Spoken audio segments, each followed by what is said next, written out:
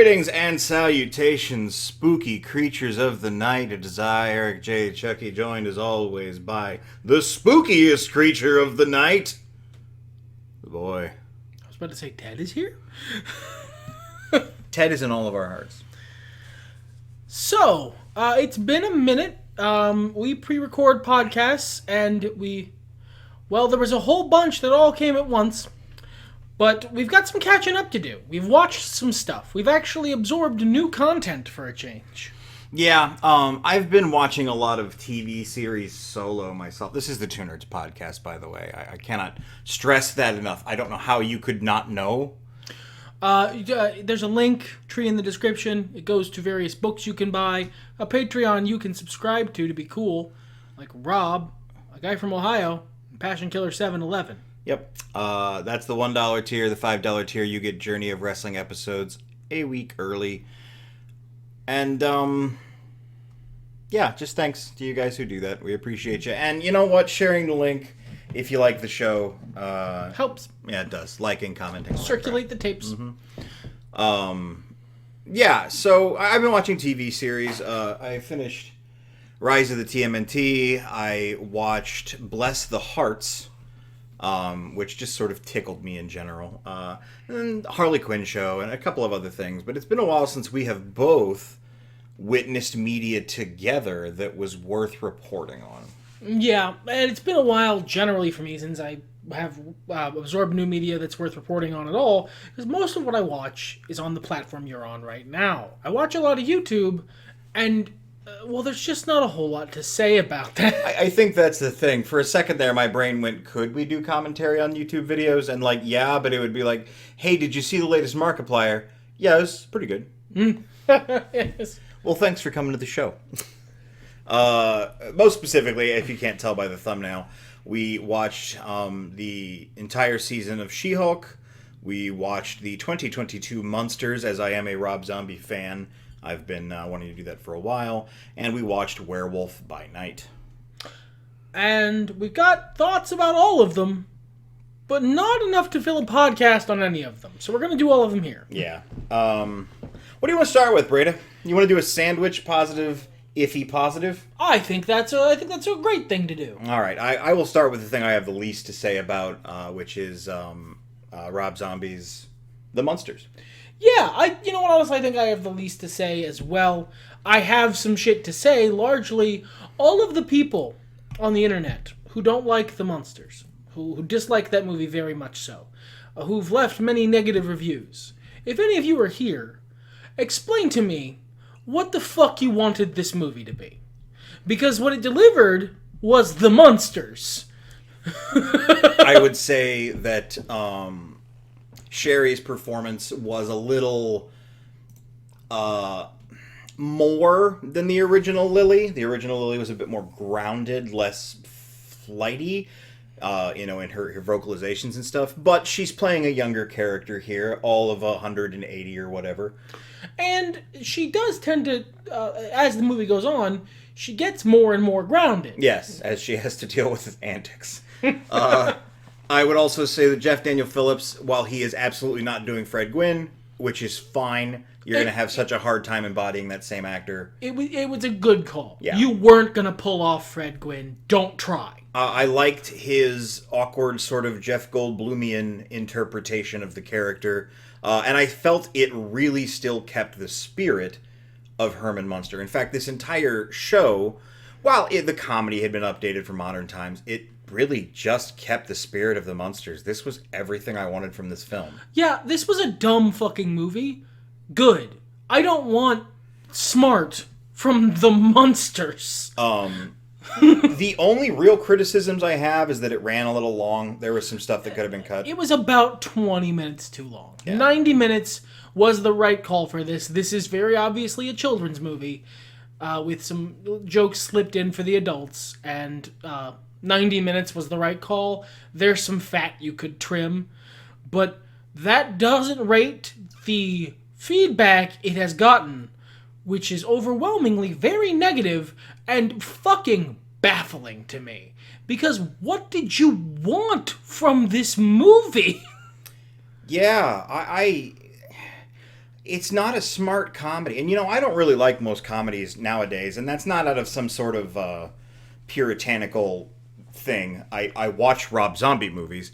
I just don't relate to a lot of the comedy, and a lot of them are even heavier dramedies than Full House. And I want to laugh. And this movie delivered laughs. There wasn't a lot of serious here. It was dumb shit. I feel like how my stepfather used to react to the Three Stooges. I feel like I'm channeling that energy of, the younger generation is looking at what I'm watching and going, this is idiotic. Whereas I'm like, big man, say a funny thing. We would be remiss to move on from this without, 1,000 props to Sylvester McCoy. Is that his name? Yeah. An actor of that caliber playing second fiddle to a bit actor, and being that just wonderful. Absolutely fucking going to town on it. The only person who chewed the scenery more was Richard Brake as Dr. Henry August Wolfgang. Who just took I'm surprised there was a lab left by the time he was done with that scene, because he ate all of the scenery in it. Which, that's what you want. Yeah. That's what you want out of a fucking Frankenstein parody. I want him to be eating all the scenery in the world. Yeah. I don't want subtle. Not from this. But I believe we both agree the most praise needs to be heaped onto Daniel Roebuck. Yeah, the Count, his grandpa Munster it's eerie. It's fucking absurd how good a job he did. He channeled that character. Yeah, I believe you said after we had finished watching it that you had to remind yourself that this wasn't Al Lewis because he's very dead. He's very dead! Yeah. I was so psyched about Dan Roebuck's casting. I know he's a very capable actor. He's got a lot of range in his bit parts. And he has played my favorite Satan ever. If you haven't seen the Rob Zombie video for... Oh, God. Teenage Rockstar. The Life and Times of a Teenage Rockstar, I believe it's called. Check it out. Get the full version with the intro and outro by Lucifer himself. Teenage Rock God? Read Teenage Rock God, thank you. My brain is full of maggots and they're spilling out my ears. So, yeah, check that out. And check out the Munsters if you actually like the original Munsters. If you don't like the Munsters, you're gonna fucking hate this. Also, why are you watching it? It's the Munsters. There is one other thing I will say that could be leveled as a criticism, but at the movie as a whole, it's not in black and white. That was not Rob Zombie's choice, as I understand it. No, he fought for that. They wouldn't let him put it in black and white. Instead, he put it in as many colors as he could manage, as hyper color and crazy as he could pull off, and I really liked the vibe it produced. So onto the of our sandwich. Yeah, not bad. No, not bad. Just troubled, complicated. She-Hulk. The finale aside, and we are going to be entering spoiler territory very soon. Count this as your warning. But the finale aside, because it's its own thing. Mm-hmm. Putting the finale, the last episode of the season aside, She-Hulk is fine. It's a fun show. There's a couple eye-rolling moments. It doesn't take itself super seriously. I had a good time with it. And the spots I really enjoyed. The parts with, we're getting into those spoilers, Daredevil. I really loved those as well. I loved getting to see a version of the character who is less grim. Yeah. Who is more quippy. Yeah. I know people like to clown on MCU movies for that, but I don't...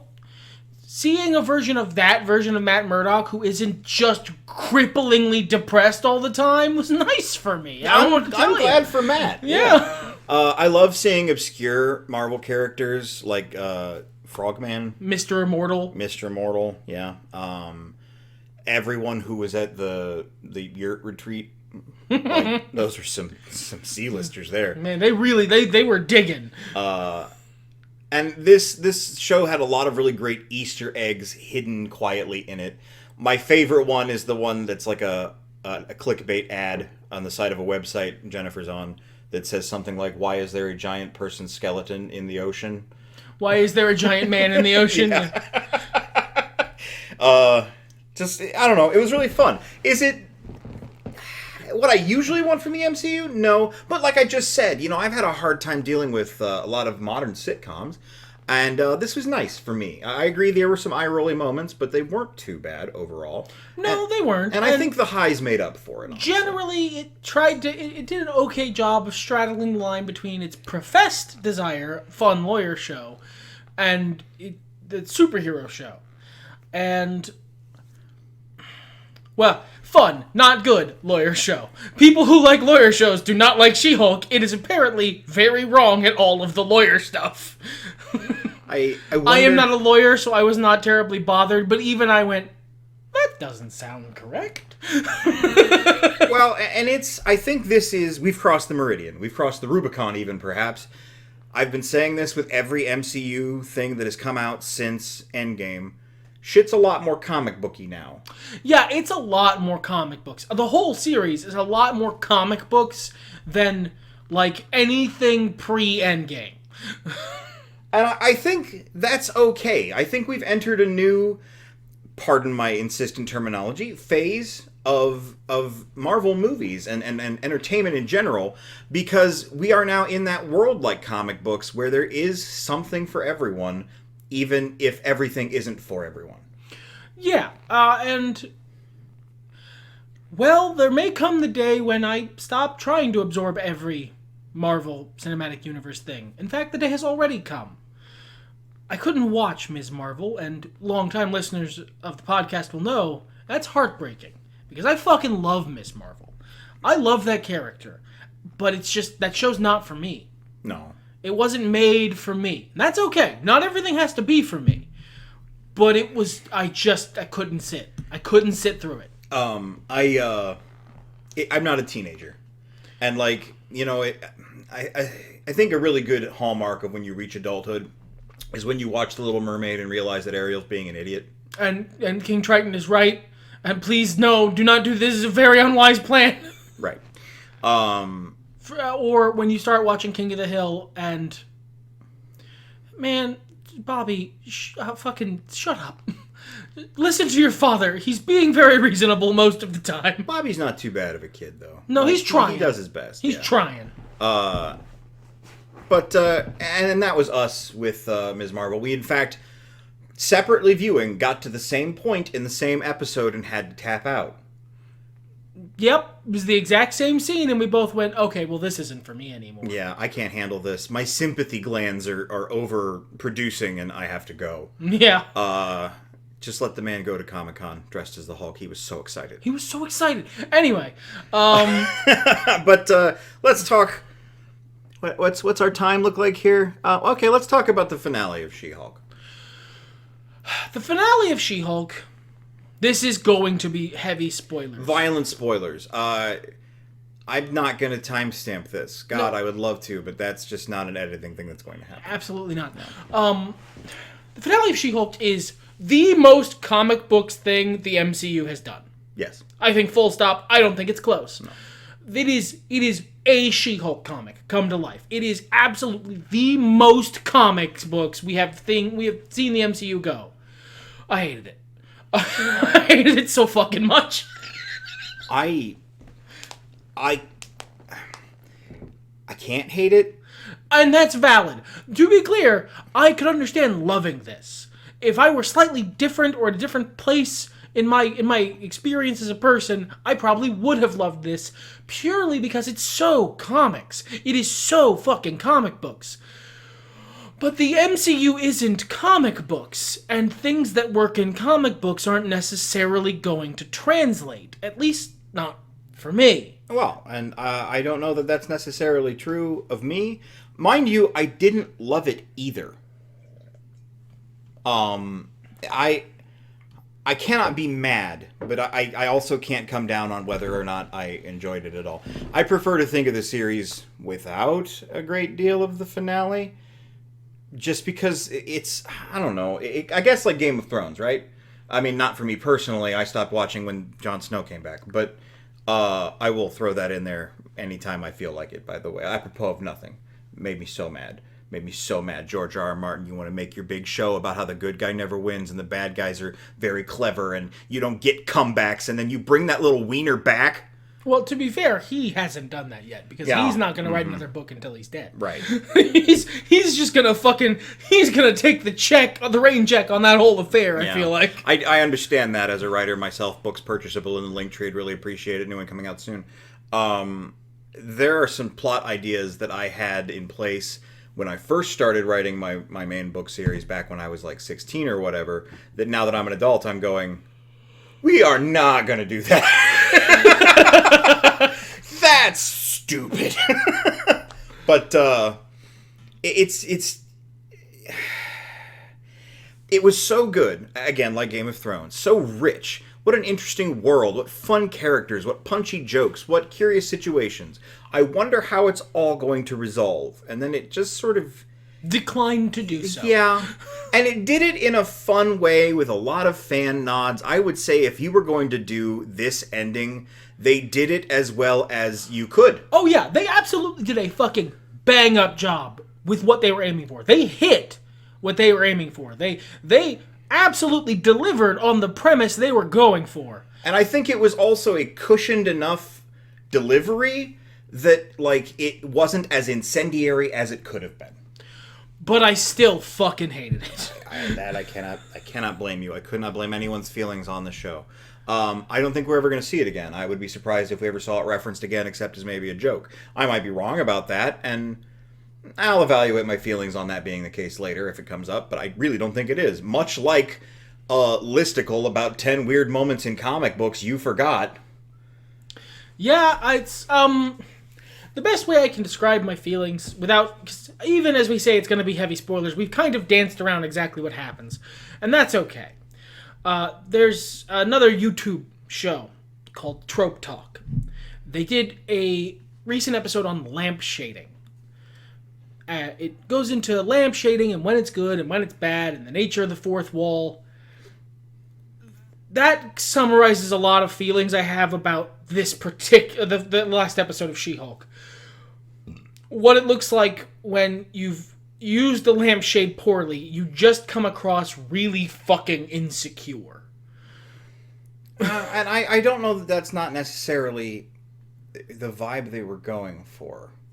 But, like, at a certain point, it becomes, haha, I was only pretending to be stupid. Right, and that's a valid point as well. I mean, when one puts any art out there in the world, if you're trying to have a message or be obfuscated or go in with deeper subtext than the majority of your audience will pick up on, or go in with no subtext and the majority of your audience is trying to invent subtext, these are risks you run as a creator of anything, and it's hard to say. Like, there's a school of thought that says there's not really much value in dissecting the intent of the creators of a work just because it's so immaterial at the end of the day for most people who digest that work. And generally I can understand that. It's just, I think part of the reason I dislike the last episode of She-Hulk so heavily, even though it is incredibly comic books, is because it comes across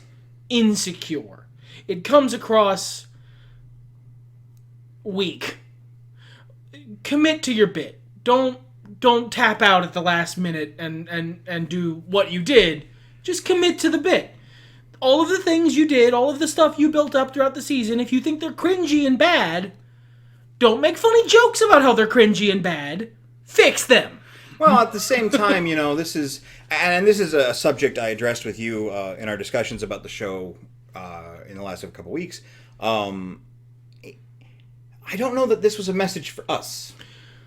That's complicated. It is complicated. I don't know that if it isn't a message for us, or it isn't just part of the overall work, if they're trying to take that somebody, if that's a good idea. They intentionally were, yes. Sure. Like, they've been very open about that on social media. Okay. There were parts of She-Hulk that were specifically designed to mock portions of the MCU fan base. Like, viciously. Well, here we use the word fan base, I believe, as one uses it for the Star Wars fan base, because nobody hates Star Wars more than Star Wars. Yeah, nerds. like, I'm not saying that the particular portion they're trying to mock doesn't deserve it. That just is what they were doing. I don't know. It's a move. It feels like 1970s in comics, 1980s in comics. You know, it's it's absolutely, it's so She-Hulk. yeah, Like, right down to the fact that they're literally breaking the fourth wall and talking to you, the viewer, and knowing what you're criticizing, And, like, literally, this is a spoiler, because it was the one moment of it I actually really liked. She-Hulk comes out of the comic panel. She punches through the Disney Plus menu screen. That's a fucking She-Hulk comic panel. A pretty iconic one. Redone for the modern day. There's a part of me that wants to love this, but it comes across so fucking insecure. Well, you know what? Maybe it's better to just look at this as paving the way 10 years from now for the Gwenpool series. That's fair. God. Can you imagine her actually being trained by Batroc? MCU Batroc? Like, redeeming MCU Batroc in a timeline that doesn't exist? God, I love Gwenpool. Anyway. Something else I love was Werewolf by Night. Yeah, Werewolf by Night fucking ruled. It was, much like the Munsters, exactly what I wanted it to be, and a couple of things I didn't know I wanted it to be. We're going to go into this one with spoilers. It's an hour-long thingy, and it came out like weeks ago. If you haven't already watched it, please just watch it. Like, normally it's, haha, let the video play, like, comment, subscribe. No. Stop, hit pause, go watch Werewolf by Night. It's really good. Yeah. And it's perfect for the season. You only got 1 week left of this shit. So, get on it, man. I love the decision to do it in black and white. Especially because it let them get away with a lot more gore. Much like in Thor, Love and Thunder, how they had the gold blood. Let them get away with a huge, nasty fight scene. Yeah, the gold blood, the god Icar, allowed them to just absolutely go fucking Doom Eternal on a couple things. Yeah. And this, it allows them to get away with some blood spatter, with some color, as it were, ironically. And I also really like it because it makes it feel... It's part of an intentional move to feel like a period piece. Not just, it's set modern day, but the movie is intended to have come out a long time ago. With, like, fake film grain on top, and artifacting, and bits of dead film stock.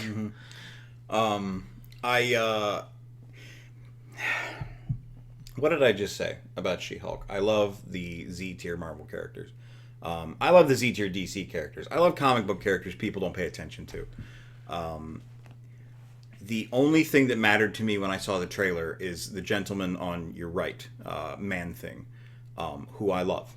I love all swamp beings. And now that Swamp Thing is, like, so attached with the green, I'm so glad we can have classic Swamp Thing still. Yeah, Man-Thing. Man-Thing, who I believe is the original. I believe so, yeah. That's ancient comics lore that it never sticks right in my head. But Swamp Thing is his own thing now. He's got his own thing going on. Man-Thing gets to be the Swamp Thing. Yeah. And they did him perfectly. I have no notes. Yeah, generally I have no notes. I have one, I was wrong.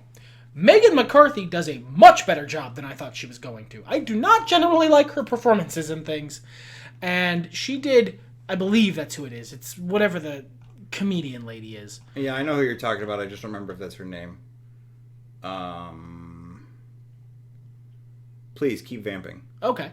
But I do not generally like her performances. I generally find her to be tiring. Harriet Sansom Harris? No, that's... Wait. Maybe. Of course, there's no pictures here. Hold on, I've got to type.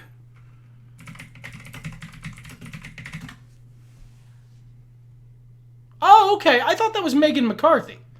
Okay, that makes more sense now. I never looked up who was in this. I don't know who. Hold on a second. We're learning together. No, god damn it. I don't remember who these people are. Yeah, this seems to be a young woman. No, okay, then someone else. Or maybe a politician. All these names are the same to me. there's a comedian lady who I thought this was. I was wrong about who this was. Fair enough. That actress did a great fucking job. Oh, and she's phenomenal. I loved her in Frasier and basically anything else she's ever been in. She's got such a unique voice and way of speaking. She makes a great arch character. And I'm really excited that we get into the whole Bloodstone thing now. Like, that's a thing in the MCU. I am upset that Elsa Bloodstone is no longer a redhead.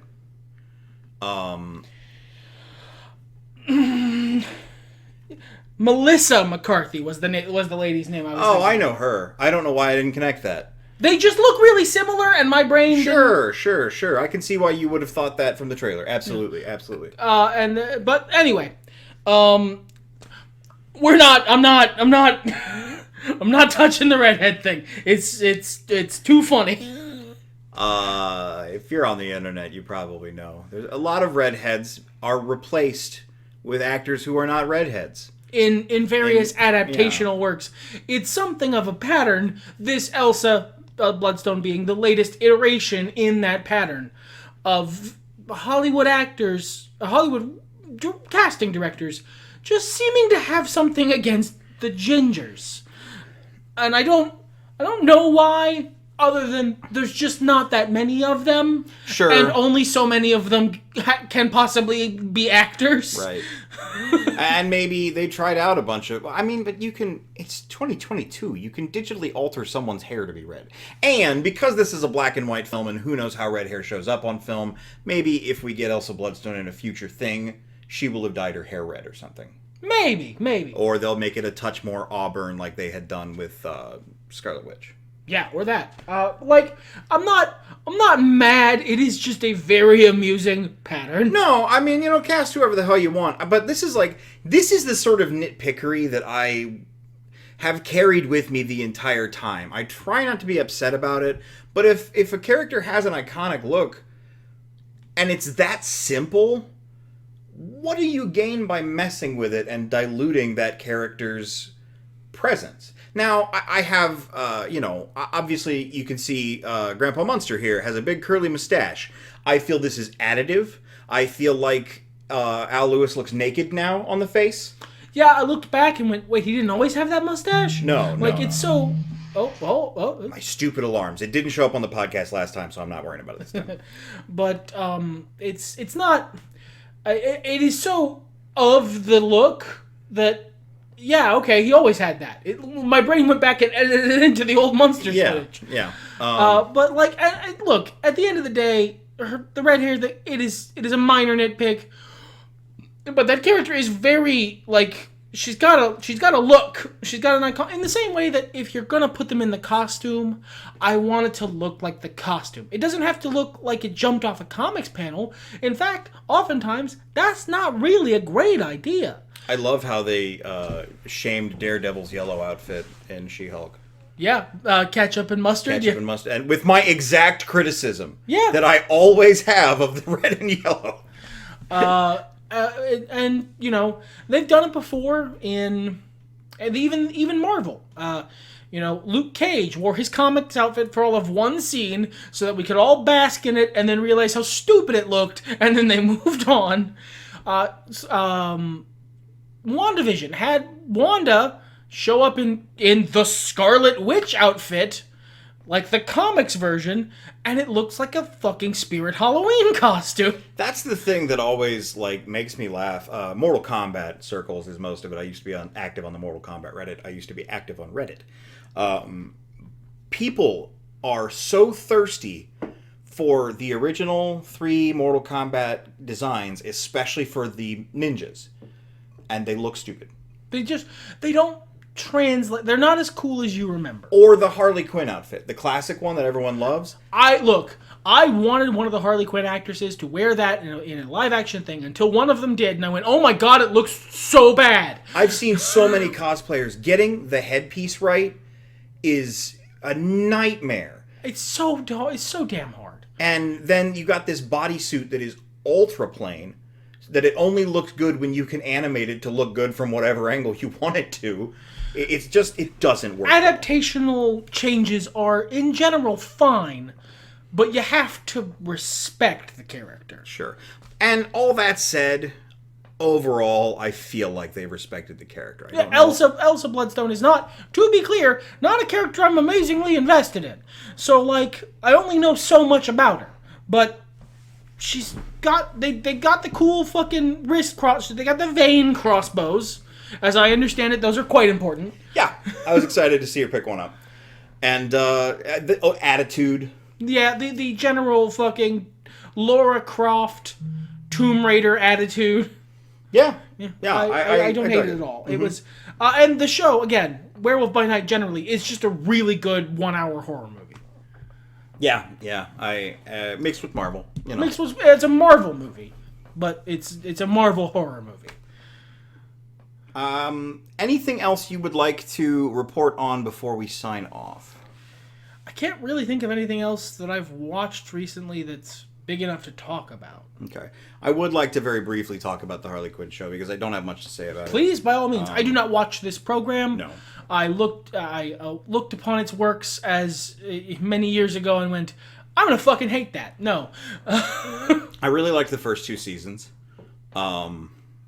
And I was glad that they, but for one episode, did the more tired Batman jokes. And then this season they did all of the tired Batman jokes, and I was really disappointed. Well, because they hadn't done any of them, and the fan base of the Harley Quinn show loves those jokes. I guess. Because they're all of the insufferable fucking pedants who love those jokes, and you. I suppose. I was disappointed by it. I really was. It had some good bits to it, you know, but overall, it was just like the writing wasn't as punchy. I wasn't as drawn in. However, the Joker episode was... The Killing Vote, I believe. The Killing Vote, yep. Was one of the best parodies I've ever seen. Top 5, probably. I actually went and looked up bits of it because he's talked it up so much. It's very funny. And it just, like, especially if you know the source material. It is an obvious parody of the Killing Joke, and it just does it so well. Yeah, and the theme song, you can find the theme song in its entirety on Twitter, set like a sitcom. It's glorious, and I would suggest God, that was a comedy gold mine. Yeah, I'm gonna be honest. Absolutely. But that's about all I've really been into. Played a few video games. Oh, Marvel Snap. Marvel Snap. Holy shit, it's dominated everyone in this house's last week. It's real fun, you guys. Like, it's a game that's on Steam and on your phone. And it's better on your phone because there's stuff that doesn't work on the Steam version yet. The Steam version's still in beta. But it's free to play. It's not pay to win. All of the upgrades that you can buy are visual. And it's real fun. Yeah, it's really easy to lose a bunch of hours in. I am not someone who typically likes card games. There are exceptions, but I usually get burnt by them. And I am frustrated how we have turned cards into the go-to vehicle for anything we feel like not explaining in a video game. Because this is a deck builder. This is a deck builder, and you have railed long and loud against the deck builder. I don't understand. I feel like, you know, when RPG stopped being its own genre, the turn-based RPG. And became sauce. Yeah, and became a marinade that you put another kind of video game in as a way of improving your character and creating engaging systems over the length of the game. I feel like we're doing that for deck building, and I don't fucking get it. I'm already playing an action game, an RPG, whatever. Why are you giving me cards to have to manage in between this? I guess because most human beings fucking love cards. I don't. And yet, Marvel Snap. It's just incredibly well done. If you do decide to use it on your phone, you can sync your account between that and Steam. So if that version, when that version gets updated to be better, it will be. I've heard a lot of important card people sing its praises. So yeah, get on that shit. It is exciting and fun, and I will see you there, and I will either kick your ass or get my ass kicked by you.